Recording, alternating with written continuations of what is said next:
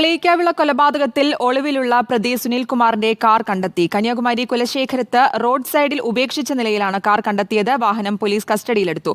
സുനിൽകുമാറിനെ തേടി തമിഴ്നാട്ടിലേക്ക് അന്വേഷണം ഊർജിതമാക്കിയിരിക്കുകയാണ് പോലീസ്. അലമീൻ നൽകും വിശദാംശങ്ങൾ. അലമീൻ, കഴിഞ്ഞ ദിവസം കേരളം വിട്ടിട്ടില്ല പ്രതി എന്ന തരത്തിൽ പോലീസ് പറഞ്ഞിരുന്നു. ഇപ്പോൾ കേരളത്തിൽ നിന്ന് തമിഴ്നാട്ടിലേക്ക് കടന്നിരിക്കുന്നു എന്നാണോ മനസ്സിലാക്കുന്നത്?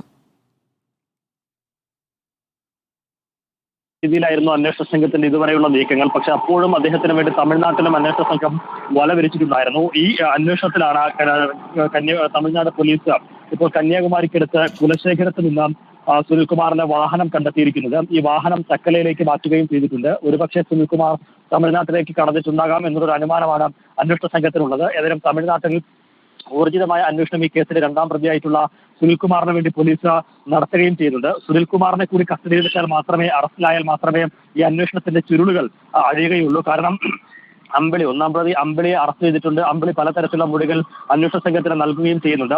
എന്ന് മാത്രമല്ല, ഈ കേസിൽ കൂടുതൽ വിവരങ്ങൾ അറിയണമെങ്കിൽ സുനിൽകുമാർ കൂടി അറസ്റ്റിലാകണം. അതിനോടൊപ്പം തന്നെ ഈ ദീപുവിന്റെ പക്കലുണ്ടായിരുന്ന 10 ലക്ഷം രൂപയിൽ 7.5 ലക്ഷം രൂപ മാത്രമാണ് ഇപ്പോൾ കണ്ടെടുക്കാനായത്. ബാക്കി 3 ലക്ഷം രൂപ സുനിൽകുമാറിന്റെ പക്കലുണ്ട് എന്നുള്ളതാണ് അന്വേഷണ സംഘത്തിന്റെ ഒരു വിലയിരുത്തലും അനുമാനവും. അങ്ങനെയാണെങ്കിൽ ആ പണം കണ്ടെത്തേണ്ടതുണ്ട്. ഇതടക്കമുള്ള ഈ കേസിലെ ദുരൂഹതകൾ, അതിന്റെ ചുരുളറിയണമെങ്കിൽ സുനിൽകുമാറിനെ കൂടി പിടികൂടേണ്ടത് അനിവാര്യമാണ്. അതുകൊണ്ട് തന്നെ സുനിൽകുമാറിന് വേണ്ടി വലിയ രീതിയിൽ അന്വേഷണ സംഘം അന്വേഷണം വ്യാപിക്കുകയും ഊർജിതമായിട്ട് വലവിരിക്കുകയും ചെയ്തിട്ടുണ്ട്. അതിനിടയിലാണ് ഇപ്പോൾ അദ്ദേഹത്തിന്റെ വാഹനം തമിഴ്നാട് കന്യാകുമാരിക്കടുത്ത് നിന്ന് കണ്ടെത്തിയിരിക്കുന്നത്. തമിഴ്നാട്ടിലേക്ക് കടന്നിട്ടുണ്ടാകാം. ഇനി അതിനപ്പുറത്തേക്ക് തമിഴ്നാട് വഴി മറ്റേതെങ്കിലും സംസ്ഥാനങ്ങളിലേക്ക് കടന്നിട്ടുണ്ടോ എന്നതടക്കമുള്ള കാര്യങ്ങളും പോലീസ് പരിശോധിക്കുന്നുണ്ട്. അപ്പോഴും കേരളത്തിലും ഇയാൾക്ക് വേണ്ടിയുള്ള അന്വേഷണം സജീവമായി തന്നെ അന്വേഷണ സംഘം നടത്തുകയും ചെയ്യുന്നുണ്ട്. സുധി.